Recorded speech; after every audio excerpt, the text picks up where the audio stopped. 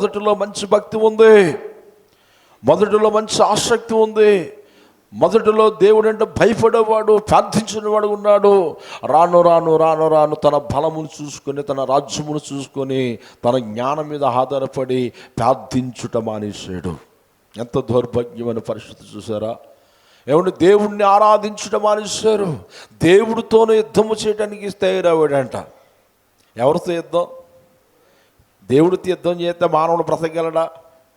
మానవుడు నిలవగలడా? మానవుడు బలము సరిపోద్దా? యెరోబాము దేవుడితో యుద్ధము చేయటానికే సిద్ధపడాడంట. అంటే ఎంత కొల్లు మూసిపోయి ఆలోచించండి, ఎంత భక్తిలో దిగజారిపోయాడో ఒకసారి ఆలోచించండి.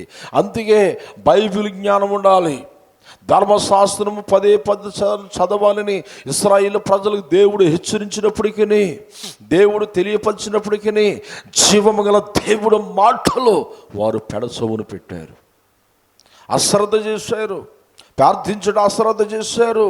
ఎప్పుడు వారు ఎలా తయారవరంటే, మా బలము, మా ధనము, మా రాజ్యము, మా సైన్యము అని వారు విర్రవేగారు. అందుకే వారు దేవుడితో యుద్ధము చేయడానికి, అనగా యుద్ధానికి ఎవరితో వెళ్తున్నారంట? అబియా యోధా ప్రజల మీద, అబియా రాజు మీద యుద్ధానికి దండెత్తాడు. ఎవరు? యెరోబాము. యెరోబాము యుద్ధానికి వెళ్ళినప్పుడు ఆలోచించాలి కదా, వారు దేవుడి బిడ్డలు, మనము దేవుడి బిడ్డలమే. వారు దేవుడి మీద ఆధారపడిన వారు, దేవుడికి ప్రార్థించిన వారు. మనమే కాస్త విగ్రహారాధన చేస్తున్నాం, మనమే రాంగ్ రూట్లు నడుస్తున్నాం, దేవుడి విరోధంగా మనం ప్రవర్తిస్తున్నాం, దేవుడు వారి పక్షం ఉన్నాడని ఆలోచన లేకుండా దేవుడు పిల్లల మీద యుద్ధానికి వెళ్తున్నాడు. ఈ రోజుల్లో కూడా చాలామంది ఎవరి మీద యుద్ధానికి వెళ్తున్నారు? సేవకుల మీదకి, సంఘాల మీదకి, విశ్వాసుల మీదకి. దేవుడు అంటున్నాడు, చాలా మార్లు ఇశ్రాయేలు ప్రజలతో, యూదా ప్రజలతో దేవుడు చెప్పే మాట ఏంటో తెలిసిన? ఈ యుద్ధము మీది కాదు, ఈ యుద్ధము నాది అన్నాడు. దేవుడికి స్తోత్రం. అంటే యుద్ధము చేసేవారు ఎవరో? దేవుడు. అయితే ఇక్కడ చూసినట్లయితే ఇక్కడ హెచ్చరిస్తున్నాడు దేవుడు. ఎవరికి?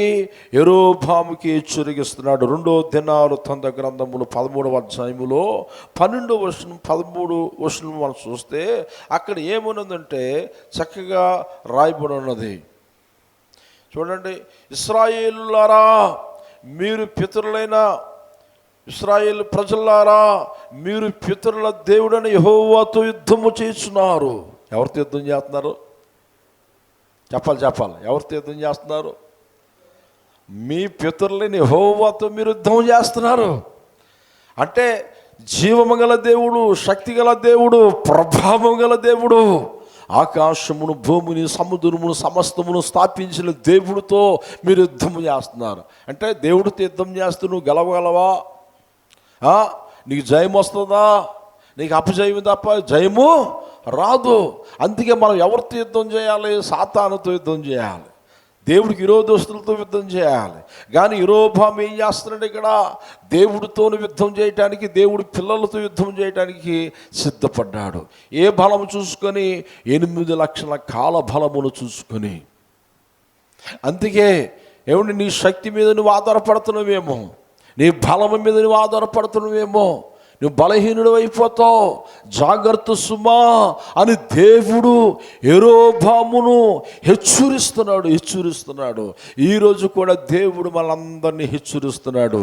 ఎలా ఉంది నీ జీవితం? ఎలా ఉంది నీ ఆలోచనలు? ఎలా ఉన్నాయి నీ తలంపులు? ఏ రీతిగా దేవుడి దృష్టిలో మనం ఉంటున్నాం?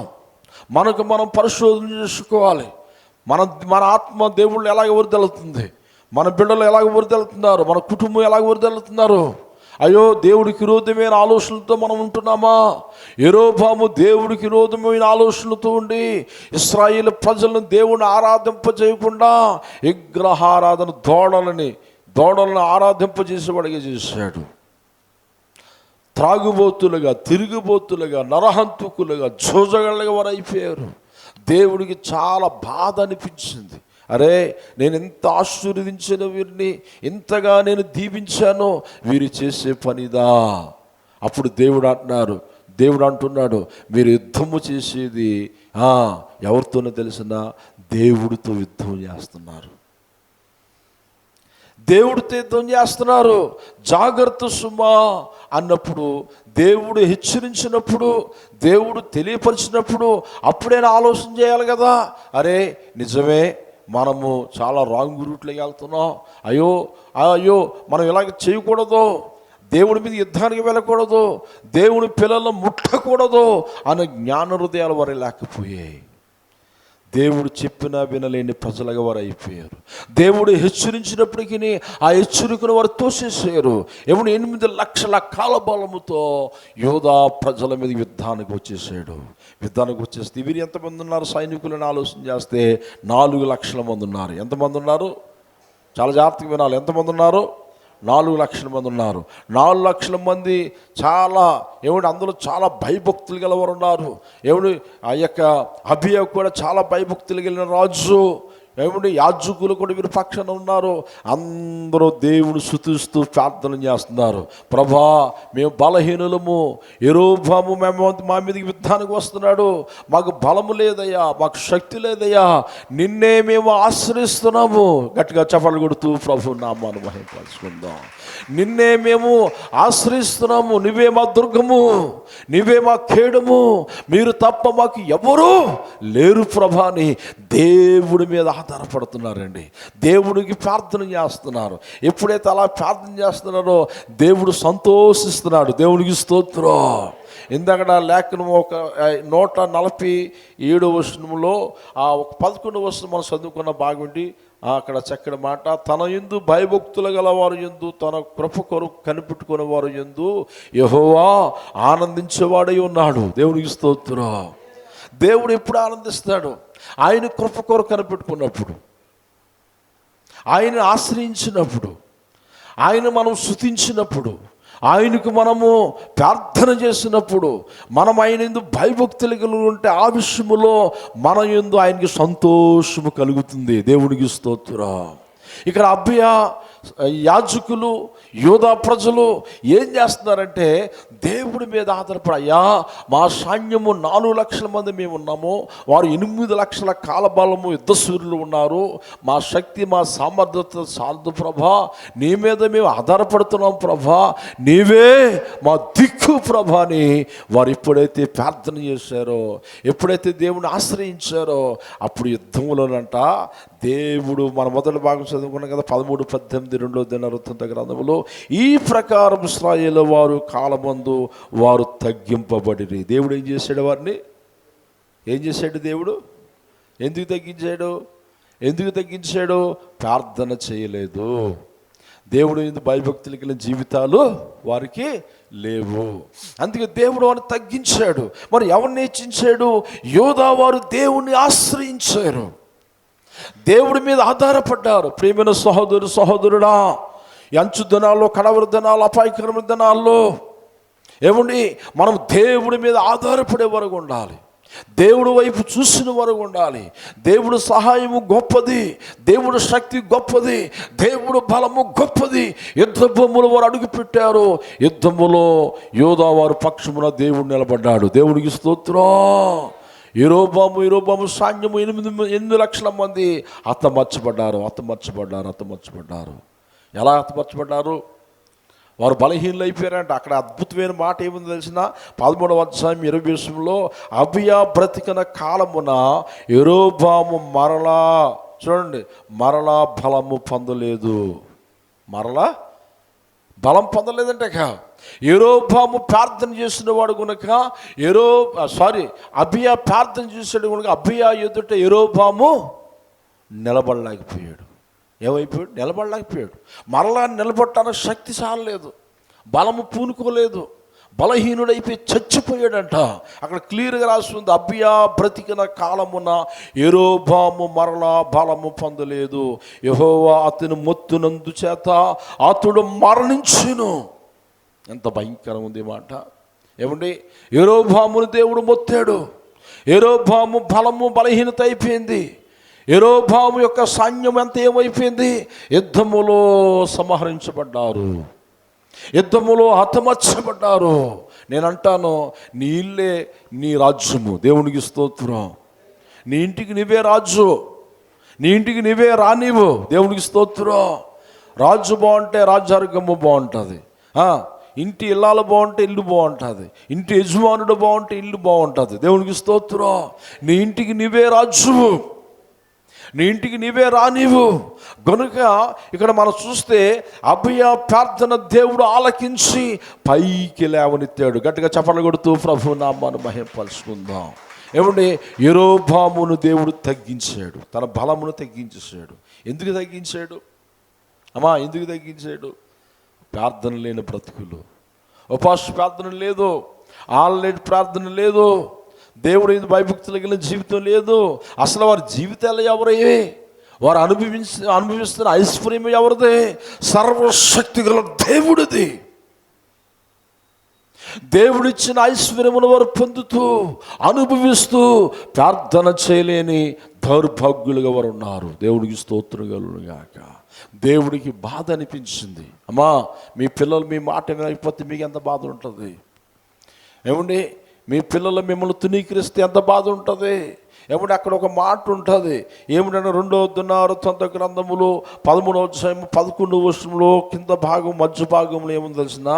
మేము మా దేవుడిని యెహోవా ఏర్పరిచిన విధిని బట్టి సమస్తమును జరిగించుచున్నాము, కానీ మీరు ఆయనను విస్తరించిరి. ఏంటంట? మీరు ఆయనను విస్తరించిరి. యోధవారు ఏం చేస్తున్నారు? దేవుడిచ్చిన కట్టడలను అనుసరిస్తున్నారు, విధులను అనుసరిస్తున్నారు, దేవుడు మాటలను పాటిస్తున్నారు. అయితే ఇక్కడ మనం చూస్తే ఇక్కడ అన్నాడు కదా, మా దేవుడిని యెహోవా ఏర్పరిచిన నిధులను బట్టి మేము సమస్తమును జరిగించుచున్నాము. మనం జరిగిస్తున్నావా? చాలా మనసులు పెట్టాలి మాటలు.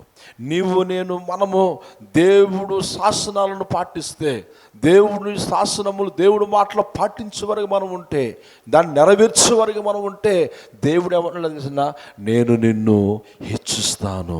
గట్టిగా చెప్పగలుగుదావా? నేను నిన్ను హెచ్చిస్తాను.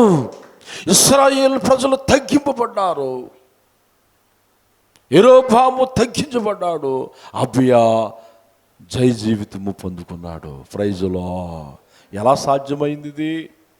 ఏమిటి, ఎలా సాధ్యమైంది? ప్రార్థనలో వారు ముందున్నారు, ఆరాధించే విషయంలో వారు ముందున్నారు. ఏమండి, దేవుడు కట్టడలను నియమించే విషయంలో ముందున్నారు. మీరైతే తునీకరించారు. అక్కడ చాలా క్లియర్గా ఉందా లేదా? నా సొంత మాటలు నేను ఎప్పుడు చెప్పను ఇక్కడ. ఏమండి, ఇశ్రాయేలు ప్రజలు యెరోబాము దేవుడు కట్టడలు తునీకరించేశారు, వారు తోసేశారు. ఎంత బాధాకరమండి! సర్వశక్తి గల దేవుడు, జీవము గల దేవుడు, ఆయన మాటలను వారు ఏం చేశారు చెప్పండి? తోసేశారు. అంతేగా మనం చాలా జాగ్రత్తగా ఉండాలి. అంచు దినాల్లో ఉన్నాం, కడవరి దినాల్లో ఉన్నాం, అపాయకరమైన దినాల్లో మనం ఉన్నాం.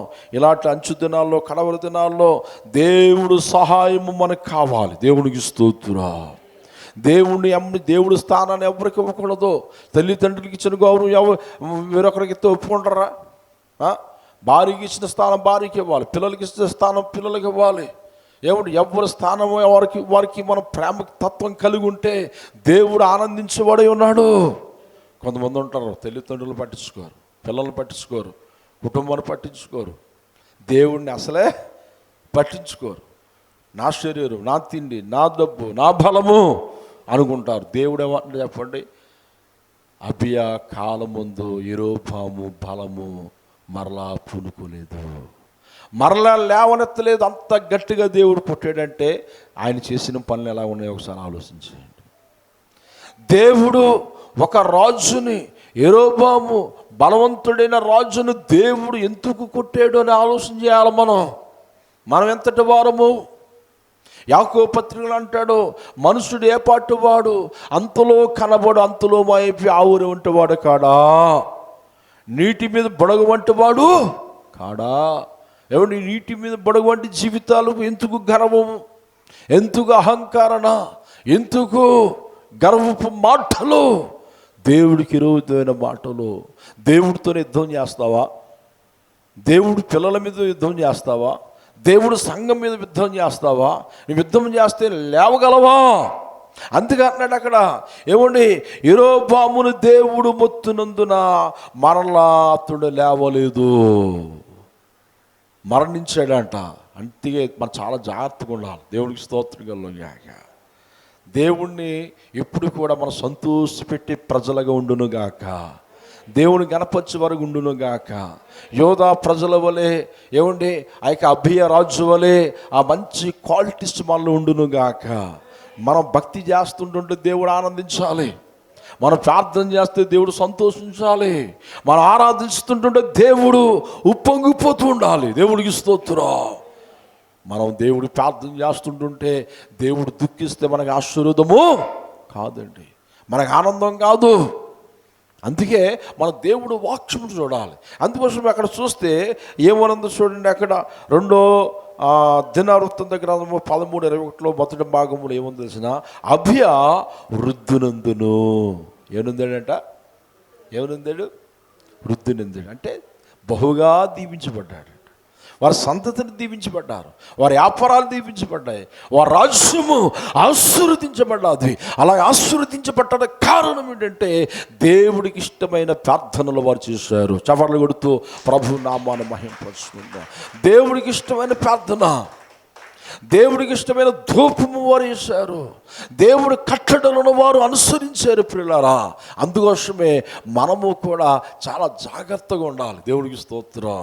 ప్రకటన గ్రంథంలో ఒక మాట ఉంటుంది చూడండి, చాలా జాగ్రత్తగా మనసు పెడతాం. ఈ మాటలు విన్న వారందరూ కూడా మీ మనసు నుంచుకునే మాటలు మీకు ఆశీర్వాదం. ఇది శపించబడే మాటలు కావు, ఆశీర్వాదకరమైన మాటలు, మనల్ని మేలు కొలిపే మాటలు, మనల్ని హెచ్చరించే మాటలు. ఏమండి, గాయాలు తగిలినప్పుడు ఆ గాయానికి మందేసినప్పుడు నొప్పి వస్తుంది. ఆ నొప్పిని భరిస్తేనే ఆ గాయము మార్పు జరుగుతుంది. హల్లెలూయా, ప్రైజ్ లార్డ్. దేవుడు మాటలు ఏమండి శపించే మాటలు ఉన్నాయి, ఆశీర్వదింపు మాటలు ఉన్నాయి.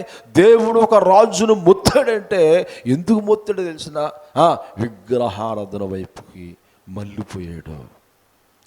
దేవుడికి ఈరోజు మీద మాటలు మాట్లాడాడు. అందుకే దేవుడు హెచ్చరిస్తున్నాడు, నువ్వు దేవుడితో యుద్ధం చేస్తున్నావు సుమా, జాగ్రత్త. చెప్పినప్పుడు కూడా మేలుకోలేదండి.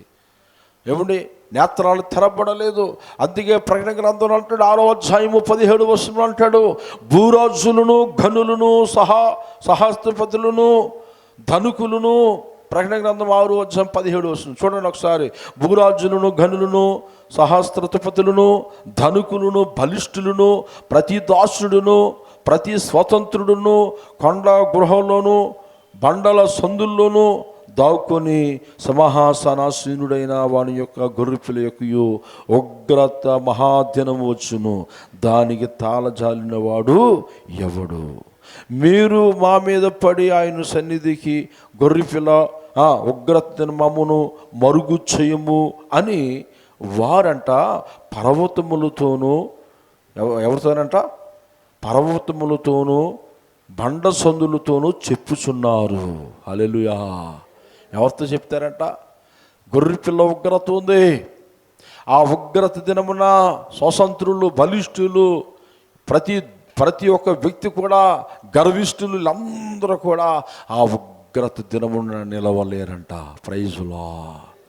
అలాంటి దినము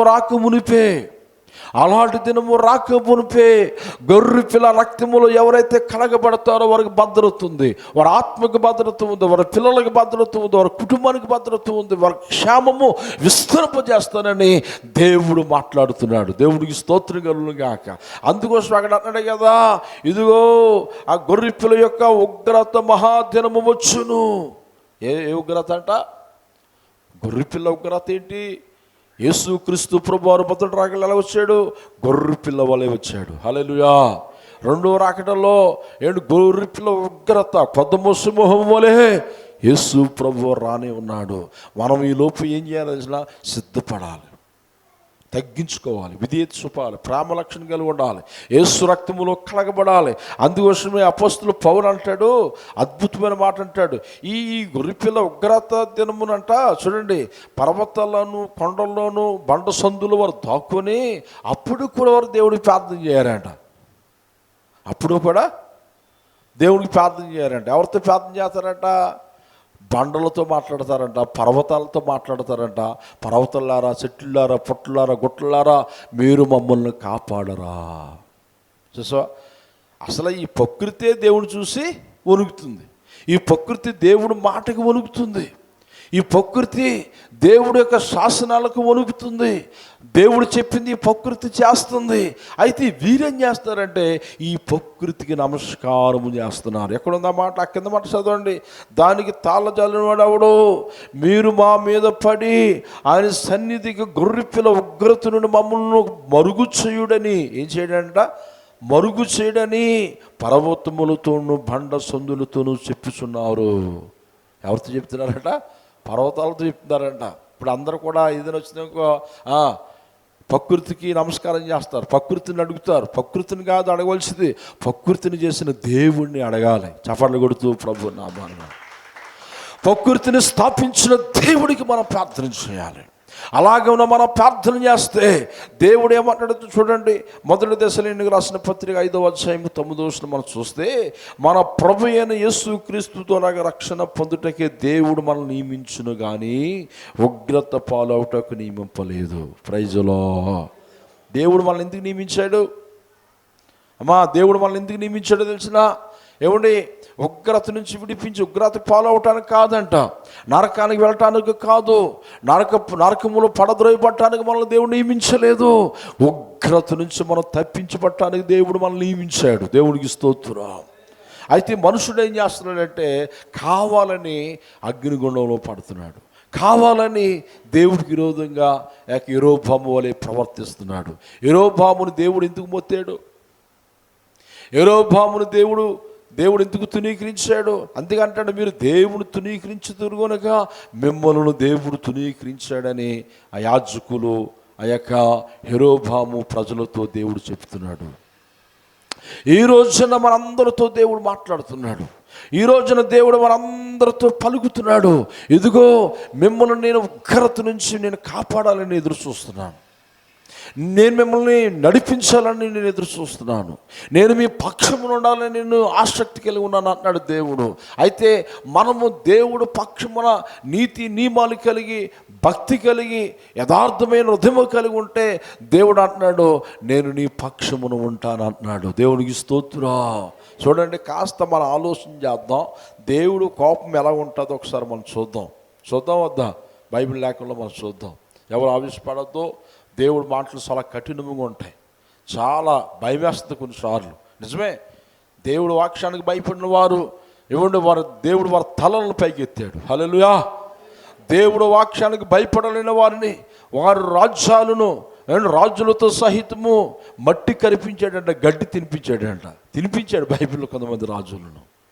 అయితే ఇక్కడ ఏమన్నాడంటే చూడండి, ఆ లేఖనంలో ఎక్కడుంది? కీర్తన 50 అధ్యాయం 2 అంటాడు, దేవుని మర్చువారులారా దీన్ని యోచించుడి. ఏంటంట? ఎవరితో అంటున్నాడు మాట? ఎవరితో అంటున్నాడండి? దేవుణ్ణి మర్చువారులారా దీన్ని యోచించండి. నిజమే, చాలామంది ఎవరిని మర్చిపోతున్నారు? యెరోబాము ఎవరిని మర్చిపోయాడు? అసలు యెరోబామును రాజుగా చేసేది ఎవరు? దేవుడు. యెరోబాము సైన్యాన్ని బలపరిచేది ఎవరు? దేవుడు. యెరోబాముతో ముందుగానే చెప్పాడు, 11 గోత్రాలు నీకు ఇచ్చి నిన్ను రాజుగా చేస్తాను, ఉన్నతమైన స్థలాల మీద నేను ఎక్కిస్తున్నాను, ఎవరికే లేని రాజ్యము నేను నీకు ఇస్తున్నాను అన్నాడు. దేవుడికి స్తోత్రం. మరి కాపాడుకున్నాడా? యోచించాడా? అరే, దేవుడు నన్ను ఇంతగా దీవించాడు, నేను దేవుని పట్ల కృతజ్ఞత కలిగి ఉండాలి. దేవుడు నా సామ్రాజ్యమును, నా రాజ్యము, నా కుటుంబాన్ని నన్ను బ్రతికించాడు, కాపాడాడు. నేను ఈ దినాన్ని ఇంత ఉన్నతమైన స్థితిలోనంటే దేవుని కృప కాదని యోచించాలా లేదా? యోచించాలి. కానీ దేవుని మర్చివర్లారా దీన్ని యోచించుడి, లేని ఎడల నేను మిమ్మల్ని చీల్చివేదును. తప్పించేవాడు ఎవడును? ఎవడు తప్పించలేడట? దేవుడు ఒక వ్యక్తిని ఉగ్రతగా అప్పగించడు, కానీ అప్పగిస్తాడంటే వారు చేసిన పనులు ఎలాంటివి మనం ఒకసారి ఆలోచన చేయాలి. ఏమండి, తప్పించేవాడు ఎవడం లేడు. యోచించు నీ జీవితంలో చేసిన కార్యములు. చాలామంది మనసు బుద్ధి ఎలాంటిదంటే ఏమీ లేనప్పుడు అబ్బా ఎంత ప్రేమ ఉంటుందో, ఎంత విధేయత ఉంటుందో. ఇలా చూడండి, అందరూ కూడా ఎంత విధేయత ఉంటుందో, ఎంత ప్రేమ ఉంటుందో. ఆ మాట తీరు బాగుంటుంది. అన్నీ వచ్చిన తర్వాత గర్విష్ఠులు అయిపోతున్నారు. లేరు అలాంటోళ్ళు. దేవుడి మీద తిరగబడిన వారు, సంఘాల మీద తిరగబడిన వారు, వారి బలాన్ని చూసుకుని ఇతరుల మీద తిరగబడిన వారు, నా బలం ఏంటి, నీ బలం ఏంటి. ఈ మధ్యన కొంతమంది క్యాస్ట్ ఫీలింగ్ వచ్చేస్తుంది. నా క్యాస్ట్ ఏంటి, నీ క్యాస్ట్ ఏంటి. దేవుడు అంటున్నాడు, పిచ్చోడా, క్యాస్ట్లో బలము బలగాలు దేవుని యొద్ద పనికిరావు. దేవునికి స్తోత్రం. నువ్వెంత తగ్గించుకుంటావు అంత నేను నిన్ను హెచ్చిస్తాను. యెరోబాము హెచ్చించబడ్డాడు, తగ్గించాను. అబియా తగ్గించుకొని ప్రార్థన చేశాడు, అబియా పక్షమున నేను ఉన్నాను. దేవునికి స్తోత్రం. అయితే ఇక్కడ అంటాడు కదా, తెప్పించేవాడు ఎవడు నువ్వు లేకపోవడును. బాబోయ్, అదే 8 లక్షల కాల బలము హతమార్చబడ్డారు. ఎంతమంది అండి? ఎంతమంది అంటే ఒక్కడి వల్ల, ఒక్క యెరోబాము రాంగ్ రూట్లో నడవడం వలన 8 లక్షల కాల బలము ఏమైపోయింది? 5 లక్షల మంది హతమార్చబడ్డారు, 3 లక్షల మంది పారిపోయి రకరకాలుగా. నిజంగా ఆ వార్తలు వింటుంటుంటే గుండెలు పిండేస్తుంటుంటాయి. ఎందుకు అలా జరిగింది? రక్తము ఏరులే పారుతుంది, సరసై పారుతుంది. అంత శాపము ఎందుకు వారి మీదకి వచ్చింది అని ఆలోచన చేస్తే వారు నీతి నియమాలను తప్పి ఉన్నారు, యథార్థతను కోల్పోయారు. సత్యమే మాట్లాడాలి. ఎప్పుడు కూడా యథార్థముగా మాట్లాడటానికి మనం ఇష్టపడాలి. దేవుడికి స్తోత్రం కలుగుగా. అబద్ధాలు కానీ, మోసాలు కానీ, దగాలు కానీ దేవుడి పిల్లలకి తగినవి కావు. బైబిల్ చెప్తుంది, యథార్థమంతులు నేను వర్ధిల్లింపజేస్తాను. అభియైన దేవుడు ఏం చేశాడు? వర్ధిల్లింపజేశాడు, యుద్ధములు జయమిచ్చాడు. శత్రువుల బలము ఎక్కువ ఉన్నప్పటికీ, వీరు బలము తక్కువ ఉన్నప్పటికీ నేను నీ పక్షము నుండి నేను నీకు జయమునిస్తానని దేవుడు తెలియపరిచాడు. దేవునికి స్తోత్రం కలుగుగాక. హల్లెలూయా. దేవునికి స్తోత్రం. అందుకోసమే మనం దేవుడు పక్షంలో ఉన్నామా లేవా, దేవుడు మన పక్షమును ఎలా ఉంటాడు, ఏం చేస్తూ ఉంటాడు, ఏ రీతిగా ప్రవర్తిస్తూ ఉంటాడు అన్నది మనం ఆలోచన చేయాలి. ఆ కింద వచనంలో అంటాడు, 50:23 స్తుతియోగము అర్పించేవాడు నన్ను మహిమపరుచున్నాడు. Praise lord. ఏమన్నాడండి? స్తుతి చెల్లించినవాడు దేవుని మహింపరుస్తున్నాడు. ఆ కింద మాట్లాడుతున్నాడు కదా, దేవుని రక్షణ వాడు కనుపరుచున్నట్లు వాడు మార్గమును సిద్ధపరచుకొనుచున్నాడు. ఏంటంట? మార్గమును సిద్ధపరచుకున్నాడు. నువ్వు స్తుతి చెల్లించడం వలన ఒక మాట, నేను సింపుల్గా మాట నేను చెప్తాను. అబియా యుద్ధానికి సిద్ధపడ్డాడు, యెరోబాము యుద్ధానికి సిద్ధపడ్డాడు. యెరోబాము సైన్యం ఎవరి పిల్లలు? ఇశ్రాయేలు ప్రజలే, 11 గోత్రాలు. ఎవరి పిల్లలు? దేవుడి పిల్లలే. యూదావారు ఎవరు? దేవుడి పిల్లలే. ఈ యూదావారికి వీరికి గొడవలు రావచ్చు. అసలు గొడవలు రాకూడదు, సమాధానం కలిగి ఉండాలి, తగ్గించుకుని ఉండాలి. అరే మీరు దేవుడి బిడ్డలే, మేము దేవుడి బిడ్డలే, సమాధానం కలిగి ఉందామని అబియా చెప్పినప్పటికీ యెరోబాము వినలేదు. నేను నీ మాట వినను, నీ మాట వినవలసిన పని లేదు, మా సైన్యం ఎక్కువ ఉంది, బలం ఎక్కువ ఉంది, బలగాలు ఎక్కువ ఉన్నాయని విర్రవేగాడు. దేవునికి స్తోత్రం కలుగుగాక. ఏం చేశాడు చెప్పండి? విర్రవేగాడు. అయితే చూడండి ఇక్కడ ఒక చిన్నది మీరు ఆలోచన చేయాలి. అబియా ప్రార్థన చేశాడు, స్తుతి చెల్లించాడు. యుద్ధానికి ముందు బోరలు ఊదారు. దేవునికి స్తోత్రం. మనం కూడా ఏ పనికైనా వెళ్ళినప్పుడు, ఏమంటే నువ్వు డ్యూటీకి వెళ్ళినప్పుడు, ఇల్లు విడిచిపెట్టి బయటికి వెళ్ళినప్పుడు ఏం చేయాలి? చిన్న పాట పాడి, వాక్యం చదివి, ప్రార్థన చేసి వెళ్తే దేవుడు నీకు విజయం ఇచ్చును గాక. గట్టిగా చప్పట్లు కొడుతూ ప్రభు నామమున దేవుడు ఘన విజయమును ఇస్తాడు. కొంతమంది లేవడం నిద్ర మొహంతో లేచిపోయి బయటికి వెళ్ళిపోతుంటుంటారు. అమ్మా, నువ్వే పని చేసినా లేచిన వెంటనే మోకరించి స్తుతి ధూపమై, ప్రార్థన ధూపమై, ఏమండి వాక్యం చదువు. వాక్యమే దేవుడై ఉన్నాడు. దేవుడే వాక్యమే ఉన్నాడు. ఆ వాక్యం నీ హృదయంలో ఉంటే దేవుడు నీలో ఉన్నాడు. Praise lord. అబియా ప్రార్థన ద్వారాగా స్టార్ట్ చేసేడు దాన్ని తక్కువ సైన్యంతో.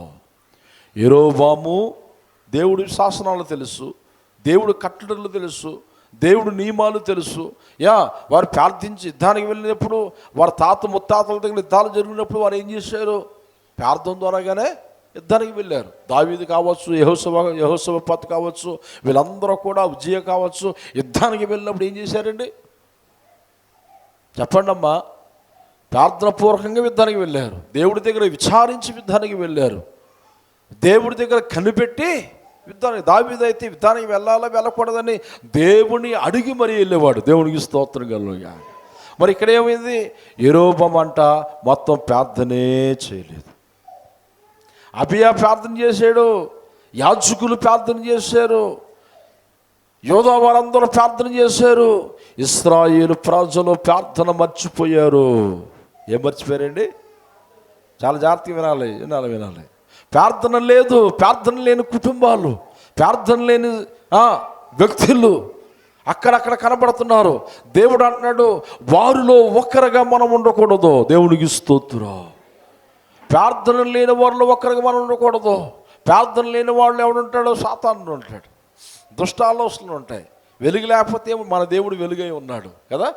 వెలుగు లేకపోతే ఏముంటుంది అక్కడ? చెప్పండి అమ్మా. చీకటి ఉంటుంది. ఆ చీకటి పోవాలంటే ఏమి రావాలి? వెలుగు రావాలి. వెలుగు రావాలంటే వెలుగైన దేవుడు మన హృదయములో ఉండునుగాక. ఆ వెలుగైన దేవునికి యోధావారు ప్రార్థన చేశారు. యోధావారు దేవుడు అభయ ప్రార్థన చేశాడు. దేవుడు ఆలకించాడు. ఇశ్రాయేలు ప్రజలు ప్రార్థన చేయలేదు, దేవుణ్ణి ఆశ్రయించలేదు, దేవుణ్ణి లెక్కే చేయలేదు. ఏం చేయలేదట? చెప్పండి బాధను లెక్క చేయాలి. అందుకోసమే ఇప్పుడు చదువుతుందో చూడండి. 2 దినవృత్తాంత గ్రంథములు 13:18. ఈ ప్రకారము ఇశ్రాయేలు వారు ఆ కాలమందు తగ్గింపబడిరి కానీ యోధావారు తమ పితరుల దేవుని యెహోవాను ఆశ్రయించిన హేతువు చేత జయమునందురి. ప్రైజులో ఏం పొందారామా? చెప్పాలి, గట్టిగా చెప్పాలి. జయము పొందారు. అంటే జయం ఎందుకు వచ్చింది? అపజయం ఎందుకు వచ్చింది? ఇశ్రాయేలు ప్రజలకు అపజయం ఎందుకు వచ్చింది? వారు ఎందుకు తగ్గించబడ్డారు? ప్రార్థన లేదు. చాలా క్లియర్. నా మాటలు కదండి, బైబిల్లో మాటలు నేను మీకు బోధిస్తున్నాను. బైబిల్ నీ జీవితంలో, నీ బ్రతుకులో ప్రార్థన లేకపోతే నువ్వు తగ్గించబడతావు. నీకు ఎంత జ్ఞానం ఉన్నా, ఎంత బలం ఉన్నా, ఎంత బలగాలు ఉన్నా, యెరోబాముకు బలగాలు ఉన్నాయి, సైన్యం ఉంది, అన్నీ ఉన్నాయి. దేవుడు తగ్గించాడు. కారణం ఏంటి? ప్రార్థన లేదు. అందుకే ప్రార్థన ద్వారా మన కుటుంబాలు కట్టుకోవాలి. ఉపవాస ప్రార్థన ద్వారా మన కుటుంబాలు కట్టుకోవాలి. సంఘ ప్రార్థన ద్వారా మన కుటుంబాలు కట్టుకోవాలి. సేవకుని ప్రార్థన ద్వారా మన కుటుంబాలు కట్టుకోవాలి. నీ వ్యక్తిగత జీవితం ద్వారా కుటుంబాలు ఏం చేయాలి? కట్టుకోవాలి. దేవునికి స్తోత్రం. హల్లెలూయా. ఒక తల్లి చిన్నప్పటి నుంచి కొడుకుని చక్కగా పెంచింది. ఏమండి, ఇది రియల్గా జరిగిన సంఘటన నేను మీకు చెప్తున్నాను. ఆ తల్లి సాక్ష్యం నేను విన్నాను. చాలా భయభక్తులుగా ఏ పని చేస్తున్నా ప్రార్థనాపూర్వకంగా కుమారుని భయభక్తులతో పెంచింది. తల్లి దేవుణ్ణి అడిగింది, అయ్యా నా కుమారుణ్ణి ఒక ఆఫీసర్గా నేను చూడాలయ్యా. నాకున్న పేదరికాన్ని బట్టి, నాకున్న లేమిని బట్టి అది నాకు అసాధ్యమే, నేను చదివించలేను.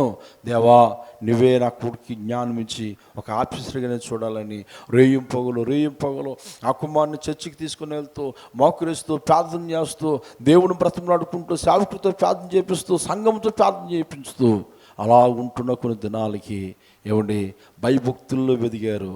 ఆ కుమారుడికి ఎంఆర్ఓ పోస్ట్ వచ్చింది. ఏ పోస్ట్ వచ్చింది? MRO post. తల్లి కుమారుడికి మాట చెప్పిందంట, నాయనా నువ్వు మందిరంలో ఫస్ట్ నుంచి కింద కూర్చుంటున్నావు, మొదటి నైలు కూర్చుంటున్నావు, మొదట వెళ్తున్నావు, మొదటి వెళ్ళి బరకాలు వేస్తున్నావు. అదే భక్తి, అదే పద్ధతి, అదే నియమాలు చివరి వరకు ఉండాలి. ప్రైజులో ఎప్పటి వరకు ఉండాలి? జాగ్రత్త సుమ్మా. ఆ మాటలు కుమారుడు హృదయంలో దాచుకున్నాడు. హల్లెలూయా. నెల్లూరు ప్రాంతంలోనంట ఆ కుమారుడికి ఎంఆర్ఓగా పోస్ట్ వస్తే ఏమండి అక్కడ చర్చికి వెళ్ళడం మొదలెట్టాడు. అంటే ట్రాన్స్ఫర్ అయ్యాడు. ఆ దగ్గరలో చర్చికి వెళ్ళడం మొదలెట్టాడు. వెళ్ళి ఫస్ట్ 9 కూర్చుంటున్నాడు, కుర్చీలు వేస్తున్నాడు, బరకాలు వేస్తున్నాడు, అన్నీ వేస్తున్నాడు, మొదట వస్తున్నాడు, లాస్ట్లో వెళ్తున్నాడు. ఇదంతా సంఘం చూస్తున్నారు, సేవకుడు చూస్తున్నారు, కానీ ఆయన ఎవరో తెలియదు. రాను ఎంఆర్ఓ ఆఫీసులో సీట్లో కూర్చున్నప్పుడు కొంతమంది చూసి, అయ్యి బాబు ఈయన మనకి చర్చికి వస్తున్న ఎంఆర్ఓ గారు, చప్పట్లు కొడుతూ ప్రభు నామాను హల్లెలూయా. అప్పుడు పాస్టర్ గారు, సంఘ పెద్దలు అందరూ వెళ్ళి, బాబు నువ్వు కింద కూర్చున్నావు, నువ్వు ఎంఆర్ఓ మాకు తెలిసింది, పైన కూర్చోండి అంటే, అయ్యా నేను తగను, హల్లెలూయా, నా సాయి అది కాదయ్యా, నేను మా తెల్లి చెప్పింది, మొదట ఎలా ఉన్నావో లాస్ట్ వరకు అలా, నేను మొదటి నెలలో కూర్చుంటాను, బరకాలు వేస్తాను. ఆ చర్చిలో మీటింగ్లు జరిగితే ఆ మీటింగ్లోనంట అందరూ తినేసి పాడేసిన ఇస్త్రాకులు తీసి మూలం ఒక డస్ట్బిన్లో వేస్తున్నాడంట, హల్లెలూయా. అండ్ అది చూసిన వారు సంఘం అంతా కూడా, అప్పుడు వారుకున్న గర్విష్ఠులు, అప్పుడు వారికి తగ్గించుకోలేని వారు, అప్పుడు వారు గర్వంగా ఉన్నవారు అందరూ ఆయన ఒక్క ప్రవర్తన చూసి అందరూ స్టడీ అయిపోయారంట. దేవుడికి స్తోత్రం. నేను అంటాను, మన ప్రవర్తన వారు చూసి, మన ఆలోచనలు వారు చూసి, మన యొక్క తగ్గింపు వారు చూసి అనేకులు నేర్చుకున్న వారు ఉండునుగాక, మనం తగ్గించుకున్న మాత్రాన మనం ఓడిపోయిన వారము కాము. మనము ఏదో కింద కూర్చున్నంత మాత్రాన మనం తక్కువ వారము కాము. ఏమండి, మోకరించి ప్రార్థన చేసిన వారు మాత్రం ఎన్నో బాధలు ఉన్న వారు మాత్రం కాము. బాధలున్నా, బాధలు లేకపోయినా, శ్రమలున్నా లేకపోయినా మొదటి భక్తి మనం విడిచిపెట్టకూడదు. దేవుడికి స్తోత్రం. చాలామంది విడిచిపెట్టేస్తున్నారు. యెరోబాము విడిచిపెట్టేసాడు, జాగ్రత్త. అందుకే అక్కడ ఏముంది చూడండి, అక్కడ ఏమన్నా తెలిసిందా, ఈ మాట మీ హృదయంలో ఉండాలి. అమ్మా, ఈ మాటలు మన హృదయంలో ఉండాలి, ఖచ్చితంగా ఉండాలి. చదవండి ఆ మాట. 2వ దినవృత్తాంత గ్రంథంలో 13వ అధ్యాయం 20 చూసినంట, అబియా బ్రతికిన కాలమున యెరోబాము మరలా బలము పొందలేదు. ఏం పొందలేదంట? ఎందుకు పొందలేదు? బలం, తగ్గింపు లేదు, విధేయత లేదు. నీ ఆస్తిని బట్టి నువ్వు గర్విస్తున్నావేమో, నీ ఇల్లుని బట్టి నువ్వు అతిశయపడుతున్నావేమో, నీ జాబును బట్టి నువ్వు అతిశయపడుతున్నావేమో. అబియా తగ్గించుకున్నాడు. అబియా ముందు యెరోబాము శక్తి నిలవలేకపోయింది, సైన్యము నిలవలేకపోయాడు. అందుకే అంటున్నాడు కదా అక్కడ, నా బ్రతికిన కాలంలో యెరోబాము మరలా బలము పొందలేదు, యెహోవా అతని మొత్తునందున చేత అతడు మరణించెను. అంటే చచ్చిపోతాను కానీ నేను తగ్గించుకోను. ఏంటంట చెప్పండి, చచ్చిపోతాను కానీ నేను నా దేవుడి మందిరానికి వెళ్ళను. యెరోబాము దేవుడు మందిరం మెట్లెక్కలే తెలిసిన బతికినంతకాలం. చచ్చిపోతాను కానీ నేను దేవుడు మాట వినను. దేవుడు హెచ్చరించాడండి, దేవుడు హెచ్చరించాడు. మనల్ని కూడా ఎన్నోసార్లు హెచ్చరిస్తున్నాడు. మేలుకోమంటున్నాడు, జాగ్రత్తగా ఉండమంటున్నాడు. ఉంటున్నావా? మనం పరిశోధించుకోవాలి. దేవుడి దృష్టిలో మనం ఏమై ఉన్నాం, ఎలా ప్రవర్తిస్తున్నాం, ఎలా తగ్గించుకుంటున్నాం. అందుకే యేసు ప్రభువు అంటున్నాడు, ఎవరైతే నా మాటలు విని తగ్గించుకుంటారో వారిని నేను హెచ్చిస్తాను. దేవునికి స్తోత్రం. హల్లెలూయా. మాటల్లో, ప్రవర్తనలో, హృదయంలో కూడా తగ్గింపు ఉండాలి. ఏముండాలి చెప్పండి? హృదయంలో కూడా తగ్గింపు ఉండాలి. కొంతమంది ఎవరైనా ప్రైజ్లాడు చెప్తే ప్రైజ్లాడు చెప్పరు. అంటే ఏంటి? గర్వం. అది ఆ వ్యక్తి బాధపడకపోవచ్చు, కానీ దేవుడు బాధపడతాడు. మనల్ని ఎవరైనా చిన్న చూపు చూస్తే దేవుడు దుఃఖిస్తాడు.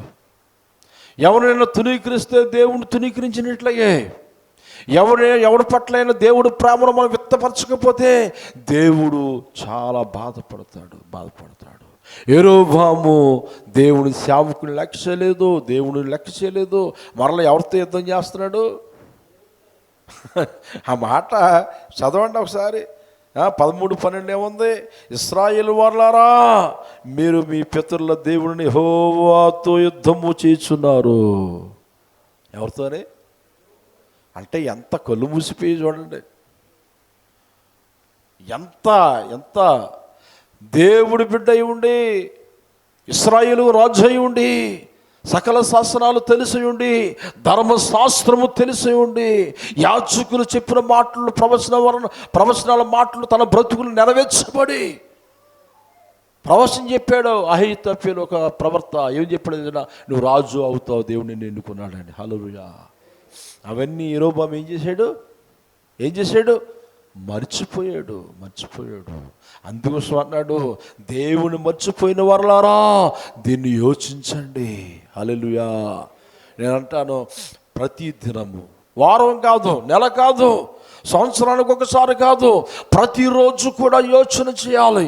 ఈరోజు నేను నా దేవునికి ప్రార్థించేవాడిగా నేను ఉన్నానా? ఈరోజు నేను నా దేవుణ్ణి ఆరాధించేవాడిగా నేను ఉన్నానా? ఈరోజు నేను దేవుడు వాక్యమును చదివేవాడు ఉన్నానా? దాన్ని పాటించేవాడు ఉన్నానా?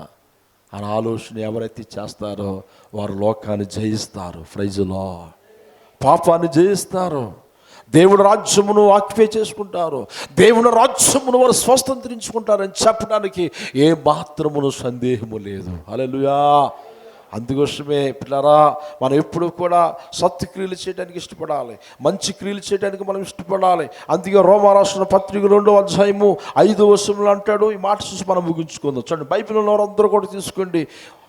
రోమా 2:5, నీ కాఠిన్యమును మార్పు పొందని హృదయమును అనుసరించి ఉగ్రత దినమందు, చూడండి ఉగ్రత దినముందు అనగా దేవుని న్యాయమైన తీర్పు బయలుపరచబడు దినమందు నీకు నీవే ఉగ్రతను సమకూర్చుకొనుచున్నావు. నీకు నీవే. యెరోబాము 8 లక్షల కాలబాలము హతమార్చబట్టాన కారకులు ఎవరో? యెరోబామే. దేవుడు కృపను కోల్పోయాడు. తాను శాపగ్రస్తుడిగా చేసుకున్నాడండి. దేవుడు చెప్పినప్పటికీ ఈ దారిలో వెళ్ళొద్దు, అగ్నిగుండం ఉంది, ఈ దారిలో వెళ్ళొద్దు, సింహం ఉంది, ఈ దారిలో వెళ్ళొద్దు, అక్కడ భయంకర మృగాలు ఉన్నాయి అని చెప్పినప్పటికీ నేను వెళ్తాను అంటే ఎవడేం చేస్తాడు? నేను వెళ్తానని వెళ్ళాడండి యెరోబాము. దేవుడు హెచ్చరించాడు. అందుకే అన్నాడు, ఉగ్రత దినమును నీకు నీవే ఉగ్రతను సమకూర్చుకుంటున్నావు. ఎంత భయంకరమాట! ఎలా సమకూర్చుకుంటున్నావు? దేవుడు ఆజ్ఞను తునీకరించేస్తున్నావు, దేవుడు ప్రేమను తునీకరించేస్తున్నావు. నీ సొంత వారిని ఒకలా ప్రేమిస్తున్నావు, బయట వారిని ఒకలా ప్రేమిస్తున్నావు. అంటే న్యాయము తప్పిపోతున్నావు. ఏమండి, నియమాలు తప్పిపోతున్నారు. ఒక సేవకుడు నా దగ్గర చాలా బాధపడ్డాడు. ఏమండి, ఆయనకి ఏమీ లేని నేను ఎంతో ఆదరించాను, ఎంతో ప్రోత్సహించాను, ఎంతో బలపరిచాను, ఏదో చేశాను. ఏమండి, చాలా చేశాను. నేను అనుకున్నాను జీవితకాలం అంతా కూడా నా దగ్గర నమ్మకంగా ఉంటాడు అనుకున్నాను. మనుషుడు బుద్ధి ఇంతలా ఉంటుందని నేను ఇప్పుడే తెలుసుకున్నాను. అయ్యారు అంటున్నాడు ఆయన, మనుషుడు బుద్ధి అప్పటికప్పుడు మారిపోద్ది. ఏం జరిగిందండి పాస్టర్ గారు అంటే, ఆ పాస్టర్ గారు అన్నాడు, అయ్యా నా మందిరంలో మొదటి స్థితిలో ఉన్నవాడు ఇప్పుడు వారు బంధువులు చర్చి పెట్టారని నన్ను విడిచిపెట్టి వెళ్ళిపోయాడు. అంటే ఆ వ్యక్తి ఏం కోల్పోయాడు? నీతి కోల్పోయాడు, నిజాతుని కోల్పోయాడు, ఆత్మీయస్థితిని కోల్పోయాడు. చూసావా, ఒక ఆత్మీయ సేవకుడు బాధపడుతుంటేనే అంత వేదన హృదయంలో కదులుతుంది. దేవుడు ఎంత బాధపడతాడు. హల్లెలూయా. నీ సొంత పిల్లలు నిన్ను విడిచిపెట్టి నువ్వు వండిన అన్నం, నువ్వు వండిన చక్కెర కూరలో మంచి పొలం జాయింట్లు తినకుండా ఎవరింటి కూడా రోజుకి తినేసి వస్తుంటుండే నీ బాధ రాదా? కొడుకుతో ఏమంటుంది, రే ఏం చేసుకుంటారు ఇవన్నీ, ఏం చెప్పు, నువ్వు తింటావని ఎంతో ప్రేమతో ఉండాను. రోజుకి అదే పని అయితే ఎలా ఉంటా? ఆ తల్లి తట్టుకుంటుందా? ఆ తల్లి సహించగలదా? దేవుడు అంటున్నాడు, మీ కొరకు మంచి ఈవులు సిద్ధపరిచాను, మంచి ఆశీర్వాదాలు సిద్ధపరిచాను, మంచి ఎవ్వరు ఇవ్వలేని గౌరవము, పేరు, ప్రతిష్టలు, సిరి సంపదలు మీ కొరకు నేను సిద్ధపరిచాను. ఇవన్నీ మీ కొరకే. చప్పట్లు కొడుతూ ప్రభు నామమున, ఇవన్నీ మీ కొరకే. మనం నిలిచి ఉండాలి. మాట యందు నిలిచి ఉండాలి. ఈ రోజుల్లో ఎక్కడున్నారు మాట యందు నిలుచున్నవారు? ఏమంటే సైకిల్ మీద తిరిగినప్పుడు, కాలు నడుకున్నప్పుడు దేవుడు మాట వినే వరకు కనపడుతున్నారు. అన్నీ వచ్చిన తర్వాత అందరినీ మర్చిపోతున్నారు. ఎలాగే బాధపడుతుంటే 106వ కీర్తనలు అంటాడు, ఇశ్రాయేలు ప్రజలు వెంటనే మర్చిపోయారంట. ఐగుప్తు రాజుని చేతుల నుంచి విడిపించాడు, ఎర్ర సముద్రం దాటించాడు, దాహం అంటే బండల నుంచి నీరు పుట్టించాడు, ఆకలి అంటే ఆకాశం నుంచి మన్నానే కురిపించాడు. 40 సంవత్సరాలు వారు వేసుకున్న వస్త్రాలు మార్పు రాకుండా, వారి కాలు వాపు రాకుండా, వారికి ఆరోగ్యమును, శక్తిని, బలమును ఇచ్చి నడిపించాడు దేవుడిని. వెంటనే వారు మర్చిపోయారంట. అంతే మార్గ మధ్యలో వారు అక్కడక్కడ వారు శోధింపబడ్డారు. అక్కడక్కడ వారు ప్రాణాలు కోల్పోయిన సందర్భాలను కూడా బైబిల్లో ఉన్నాయి. ఎందుకని దేవుణ్ణి మర్చిపోయారు. ఇవన్నీ ఎందుకు రాశాడని నేను ఆలోచన చేస్తుంటుంటే నేను ఆలోచన చేస్తాను. తాగుబోతుడిని దేవుడు బైబిల్లో ఉంచాడు, మంచోడిని దేవుడు ఉంచాడు. దేవుడు మాట విన్నోడిని బైబిల్లో రాయించాడు, మాట వినలేని వాడి చరిత్ర కూడా బైబిల్లో పెట్టాడు. ఎందుకని వారు పాడైపోయిన వారిలో ఒకరిగా మనం ఉండకూడదని, యథార్థంగా ఉన్న వారిలో ఒక్కరిగా మనం జీవించాలని దేవుడు మన పట్ల ఆశ కలిగి ఉన్నాడు. దేవుడికి స్తోత్రం, హల్లెలూయా. దేవుడు ఆసక్తి ఉన్నాడు. అబియను చూడు, విధేయత కలిగి, ప్రేమ కలిగి నన్ను ఆశ్రయించాడు. అందుకే బైబిల్లో ఒక చక్కటి మాట ఉంది. ఏంటి తెలిసిన? చూడండి చక్కగా 5 కదా, కీర్తన గ్రంథం 5:11 కీర్తన. నిన్ను ఆశ్రయించు వారందరూ సంతోషించుదురు. అందరనా కొందరా? అందరూ. దేవుణ్ణి ఎవరైతే ఆశ్రయించి ప్రార్థిస్తారో, దేవుని మహింపరుస్తారో వారు సంతోషము ఉంటారంట. దేవునికి స్తోత్రం, హల్లెలూయా. నిజంగా ఎంత సంతోషం! నిజంగా దేవుని ఆశ్రయించి అదే యథార్థముగా ప్రార్థన చేసిన వారిని దేవుడు వర్ధిల్లంపై వేస్తాను అంటున్నాడు. హల్లెలూయా. యథార్థముగా ప్రార్థించేవారు పక్షములు దేవుడు నిలిచి ఉంటాను అంటున్నాడు. ఇక్కడ మనం చూస్తే సంతోషించుదురు, నీవే వారిని కాపాడుదువు గనుక వారు నిత్యము ఆనందధ్వని చేయుదురు. ప్రైజులో ఏ ధ్వని? ఆనందధ్వని చేస్తారు. ఇప్పుడు చూద్దాం, ఈ ధ్వని ఎక్కడ వినబడుతుంది? అబియా సైన్యంలో ధ్వని వినబడుతుంది. మరి యెరోబాము ప్రజలలో స్తుతిధూపము లేదు, ధ్వని లేదు, వారి ప్రాణాలు కాపాడబడలేదు, వారు హతమార్చబడ్డారు. చూడండి, వారిని వీరిని చూడండి. యెరోబామును చూడు, అబియాను చూడు. మనం ఎవరిలా ఉండాలి?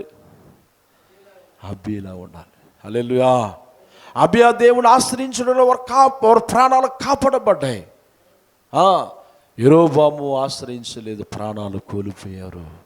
అందుకే దేవుడి దగ్గరికి మనము పర్ఫెక్ట్గా ఉండాలి. దేవుడికి స్తోత్రం. సత్యక్రియలు చేయాలి, మంచి క్రియలు చేయాలి, మంచి పనులు చేయాలి. ఎక్కడుందన్నమాట? రోమరాసిన పత్రిక 2:7 అంటాడు కదా, సత్యక్రియలు ఓపికగా చేయొచ్చు. ఎలా చేయాలి? ఓపిక చేయాలి. దేవుడి పని కుర్చీ లేడు, బరక లేడు, చల్లారిపోయిన బలపరచడం, మందిరాన్ని రాని మందిరాన్ని రప్పించడం, సన్నగలిపిన ఆత్మను ఏం చేయాలి? నీవు నేను బ్రతకనగా చేయాలి ఆ పని. బలం అయిపోయిన తర్వాత కాదు, శక్తి ఉండగానే, బలం ఉండగానే, జ్ఞానం ఉండగానే దేవుడు పిలుపు మన యొద్దకు రాకమునిపే దేవుడు కొరకు రోషముగా మనము నిలబడి ఉండునుగాక. మనమేం బద్దకొస్తులుగా ఉండి ఎవరిని తీసుకొస్తాం? మనమే లేటుగా వస్తే ఎవరిని రమ్మంటాం మనం? అందుకంటాడు అక్కడ, సత్క్రియలు ఓపికగా చేయొచ్చు, మహిమను ఘనతను అక్షయతను వెతికే వారికి నిత్య జీవమునిచ్చెను. ఏమిస్తాడంట? నీకు నిత్య జీవం కావాలా? నిత్య జీవం కావాలా? పరలోక రాజ్యం కావాలా? ఈ లోకం మనకు శాశ్వతం కాదు. బ్రతుకుండగానే చనిపోయినప్పుడు సాక్ష్యాలు చెప్తారు కొంతమంది. వాళ్ళు మంచి పనులు చేస్తే మంచిగానే చెప్తారు, చెడ్డ పనులు చేస్తే, నేను స్మార్ట్ కొట్టాలో కొన్ని కొట్టాలో వెళ్తుంటాను, చెడ్డోళ్ళు మంచి వాళ్ళకి చెప్తారు, మంచి వాళ్ళేమో చెడ్డలు చెప్తారు. ఒకసారి లాజరస్ గారు నేను వెళ్ళాను, పెద్ద మీటింగు. ఆడు తాగి భార్యని పిల్లల్ని హింసించి చచ్చిపోయాడు. కాకినాడలో ఆ మీటింగ్, నేను పేరు చెప్పను కానీ లాజరస్ గారు మన మధ్యలో ఉన్నాడు. పాస్టర్లు అందరూ కూడా ఇస్తారు కదా, 5 నిమిషాలు 10 నిమిషాలు ఇస్తారు కదా. చాలామంది లేచి అయ్యి బాబోయ్ మహాభక్తుడు, వీరుడు, సూర్యుడు, భక్తి గలవాడు, ప్రార్థన వీరుడు అని చెప్పేస్తున్నారు. మేమిద్దరం అలా చూస్తున్నాం. బాబు ఇదేంటి తాగుబోతుడు కోసం ఇంతలా చెప్పేస్తున్నారు వీళ్ళు.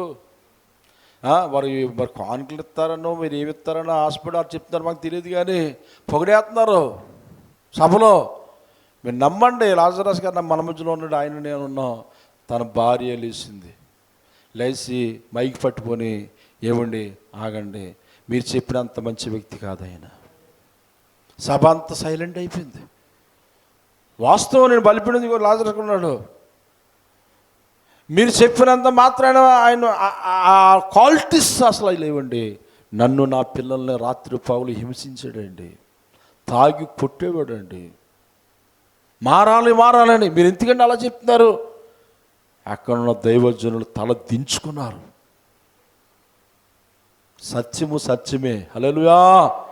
సత్యము నువ్వు కప్పిడిసినా అది అగ్గి నిప్పు వలె పైకి వస్తుంది. ప్రైజ్ లార్డ్, హల్లెలూయా. అందుకే సత్యమును అసత్యమును సత్యముగా చెప్పేవారికి శ్రమ అని యెషయా గ్రంథంలో రాయబడి ఉంది. నువ్వు అవునంటే అవును, కాదంటే కాదు. ఏ గొప్ప కోసం చెప్తున్నావు? 4 మాటలు గొప్ప కోసం చెప్తే ఉన్నాయని ఏమైపోతాయి?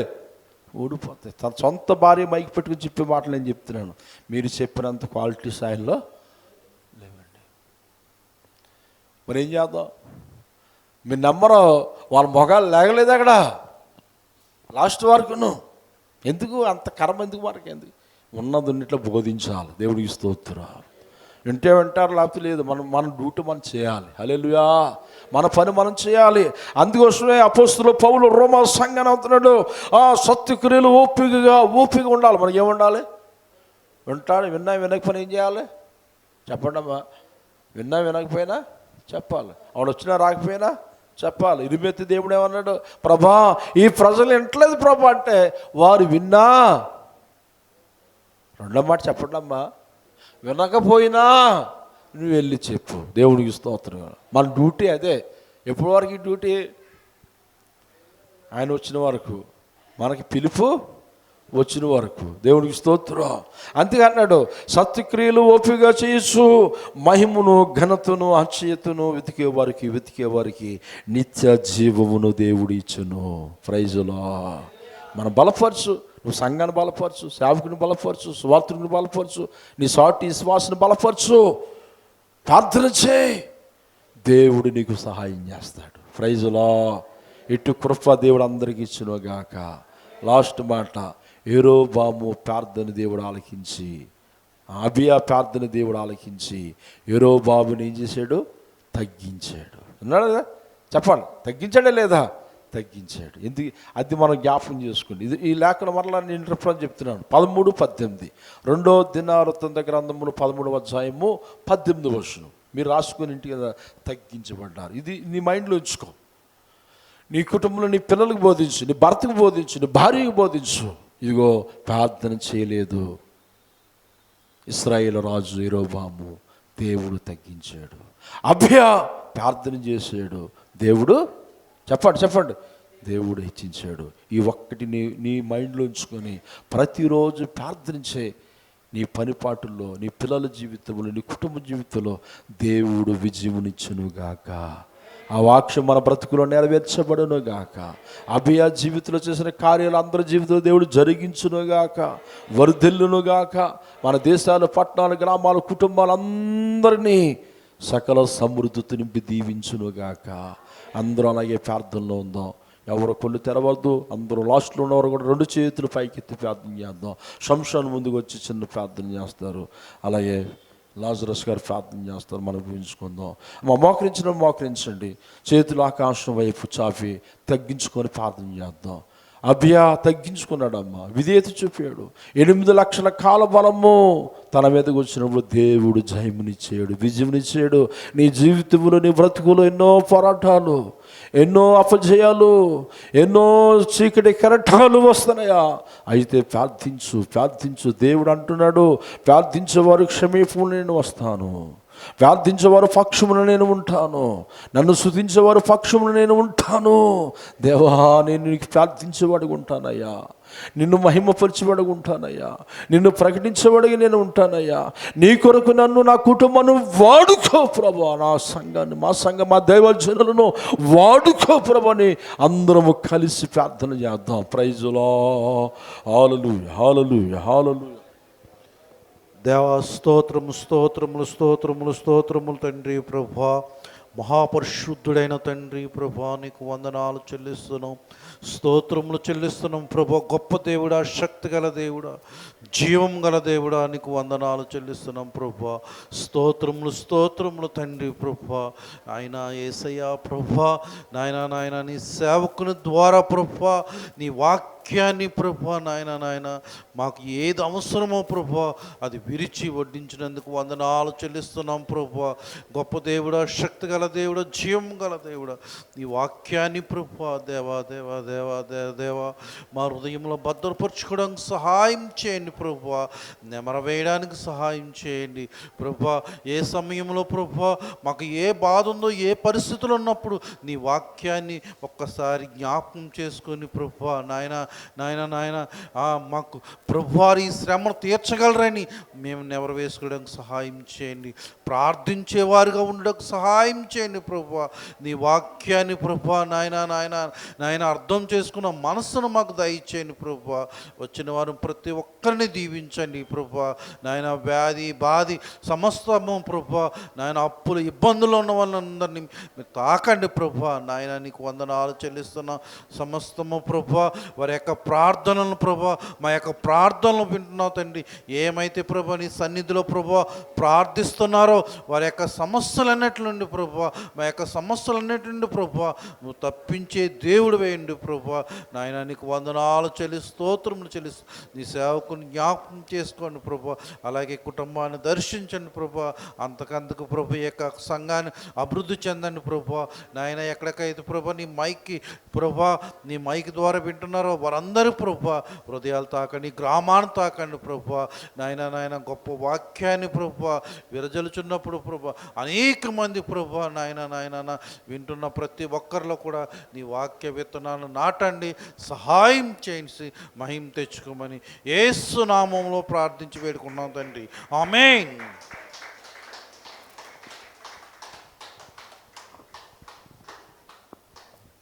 దేవాని స్తోత్రము స్తోత్రము స్తోత్రము స్తోత్రము స్తోత్రము.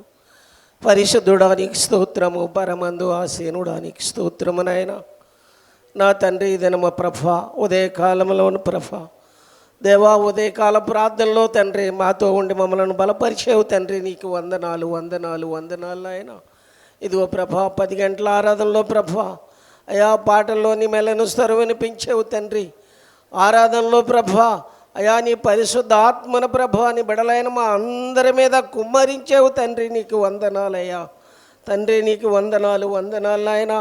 అయా నీ సేవకులను నిలబెట్టుకొని ప్రభ అయా నా తండ్రి, బలమైన నా తండ్రి నీ అభిషేకము చేత ప్రభ 700 ఆత్మ చేత ప్రభ నీ దాసులను ఎత్తిపెట్టుకొని ప్రభ అద్భుత రీతిగా మా అందరితో మాట్లాడేవు తండ్రి. నీకు వందనాలు వందనాలు నాయన. అయా నీకు వందనాలయ్యా. ఇదిగో ప్రభ నా తండ్రి నా తండ్రి నా తండ్రి అయా నాయన నా తండ్రి యెరొబాము తండ్రి అయా ఒకప్పుడు నాయన ఫస్ట్లో నా తండ్రి దేవా నీ మాటికి లోబడి ప్రభ దేవా నా తండ్రి ఎంతో విధేయత చూపాడు ప్రభ. నా తండ్రి తనని రాజుగా చేసి హెచ్చించావు తండ్రి. ఇదిగో ప్రభ అభియా నాయన నా తండ్రి నా తండ్రి దేవా నీకు వందనాలయ్యా. అభి కూడా ప్రభ నా తండ్రి అయా నిన్ను వెచ్చించాడు, నిన్ను గణపరిచాడు, నిన్ను మయంపరిచాడు ప్రభ దేవా. అభిని హెచ్చించావు తండ్రి. యెరొబాము తండ్రి నాయన నా తండ్రి ప్రార్థన మానేసి ప్రభ దేవా నా తండ్రి నా తండ్రి అయా నిన్ను పక్కన పెట్టేసిన ఆయన దేవా నా తండ్రి దేవా నీకు అనుకూలంగా లేకుండా జీవించాడు ప్రభ. తను తగ్గించావు, అభిని హెచ్చించావు తండ్రి. గొప్ప దేవుడా నా తండ్రి నా తండ్రి. అయితే మేమైతే ప్రభువా నీ సన్నిధిలో ప్రభువా నీ బిడలుగా ప్రభువా అభి వలే ప్రభువా అనుదినము అనుక్షణము ప్రభువా దేవా నీ పాదాల దగ్గర కనిపెట్టి మరుపెట్టే బిడలుగా ప్రభువా దేవా ఇదిగో నాయనా నా తండ్రి దేవా ఈ కుటుంబాలన్నీ దీవించండి, ఆశీర్వదించండి తండ్రి. వారి కష్టాలు ప్రభా, వారికి ఉండే సమీక్షలను ప్రభా సమస్తము సమకూర్చి సరిచేసి దీవించి ఆశీర్వదించండి ప్రభా. తండ్రి నీకు వందనాలు ప్రభా. అయా నాయన వారి బిడల చదువుల్లోనే తండ్రి ఉన్నతమైన చదువుల బిడలకి ఇవ్వండి ప్రభా. దేవా నా తండ్రి మందిరంలో ఉన్న నీ బిడల అందరినీ దీవించి ఆశీర్వదించమని దేవా ఈ స్వరమినే ప్రతి ఒక్కరిని దేవా ఆశీర్వదించి దీవించి మారు మనసు లేని వారికి మారు మనసు, రక్షణ లేని వారికి రక్షణ ఇచ్చి దేవా నా తండ్రి ఇదిగోనైనా దైవజనులు ప్రభ కుటుంబాన్ని ప్రభ అయా ఆశీర్వదించి దీవించి ప్రభ నూతన ఆత్మలతో నింపండి ప్రభ, నూతన కార్యాలు జరిగించండి, దీవించి ఆశీర్వదించమని మీరే మహిమ ఘనత ప్రభావాలు నీకే ఆరోపిస్తూ యేసు పరిశుద్ధ నామములో ఈ ప్రార్థన అడిగి వేడుకొనుచున్నాము తండ్రి, ఆమేన్. సమయం ఇచ్చిన దేవుని దాసులకు నా హృదయపూర్వక వందనాలు చెల్లిస్తున్నాను.